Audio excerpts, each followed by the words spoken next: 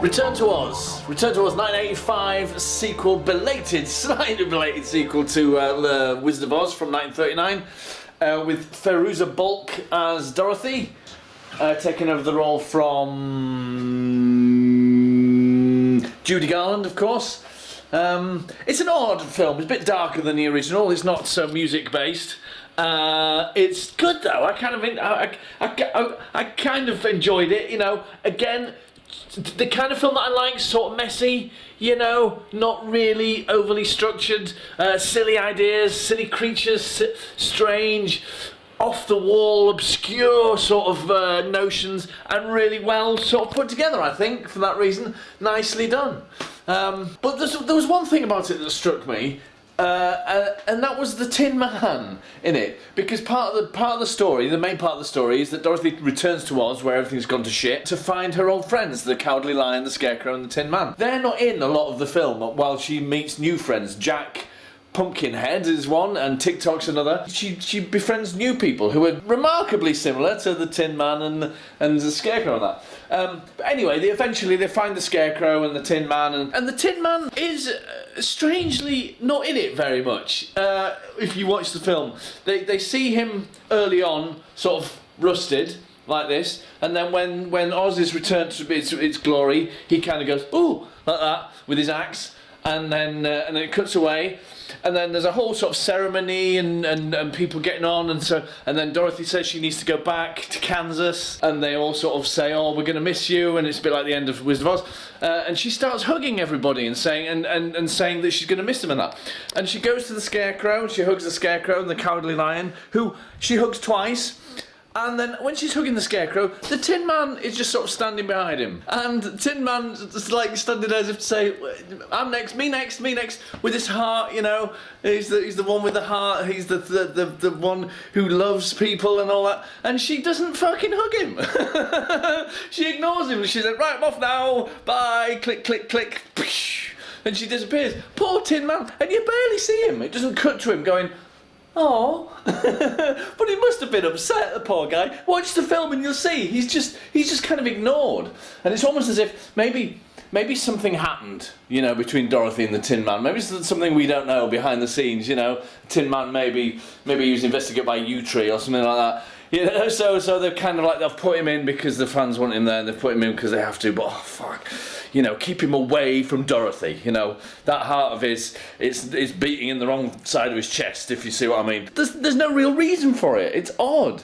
It's strange in storytelling terms that suddenly this man that she became friends with, along with two others in the first film, is suddenly kind of pushed away. And it's, you know, if he wasn't there at all, and there was some explanation for that, he died or he'd gone travelling or something, that would be all right. It's the fact that he's there and largely ignored by everybody. The poor, empty, hollow man. He must be devastated. So I'd hate to be. And I played the Tin Man when I was at college. So I have empathy for him. I've been inside his skin, so to speak. So I know what he goes through. I know, you know, I've played that part. So to see him so ignored, it's just, it's heart-wrenching, it's devastating. I'd like to just do a shout-out for the Tin Man in Return to Oz, and to sort of see, was there something going on? Were they keeping him aside? Was there going to be like a Tin Man spin-off? So sometimes they do that, don't they? If they're going to have a spin-off of a character, they don't necessarily have them too prevalent in the original or the thing, because he's going to have his own show, you know. So he doesn't have to star so much.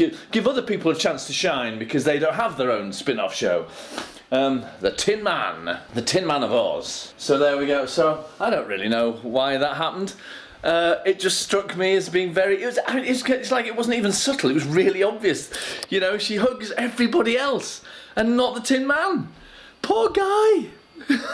So I reckon there's some kind of showbiz secret going on behind the scenes there, and the Tin Man's, in a sort of Jimmy Savile, Kevin Spacey sort of way, maybe that something's going to come to light. And that everybody just tolerates him. Everybody turns a blind eye. It's the Tin Man. Oh, okay, yeah. No, he's fine. Nice guy in interviews. No, he's a nice guy. Yeah.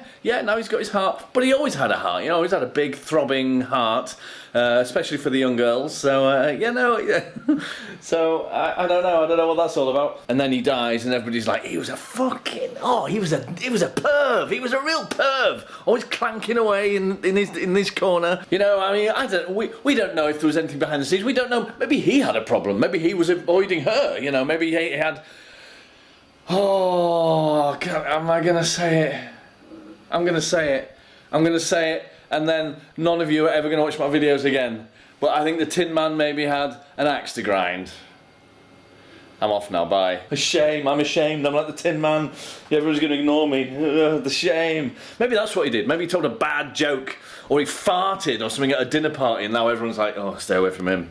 He's not socially liable. Get away from him. Anything else I want to talk about today? My book sales are doing okay. Interestingly, my latest book that I've uploaded, Spook, on the day when, because every 18 days, as you may have seen in a previous video, all my books go kind of like they're available for free for 1 day every 18 days, and I usually get a few people downloading a few films, a few books. Sometimes I might sell like 6 altogether. Yesterday or the other day when I did it, it was 25, and 10 of those were my new book, Spook. And that might be just because it's new and that makes it, nobody's seen it around yet, and my other books have probably been around for a while, so people get used to it, you know. So, but that was interesting that I sold 10 in 1 day. I say sold, but they went for free. But I don't mind them going for free. I want people to see them. You know, the more people read them, even if they're not paying for them, if they read them, you know, then I might get some feedback, and the more feedback I get, the more people are likely to look at them in the future. You know, I mean, I do have some ratings and some reviews on some of my other books, and they've come largely. 3 of the ratings that I've got have come from an old friend and a family member, and I think they were genuine. I don't think they were just being nice. And there are other ratings that I don't know where they've come from, so they are genuine. So that's good. So let's go on. I'm going to see if I can do this every day. I don't know if I can. We'll soon find out, won't we?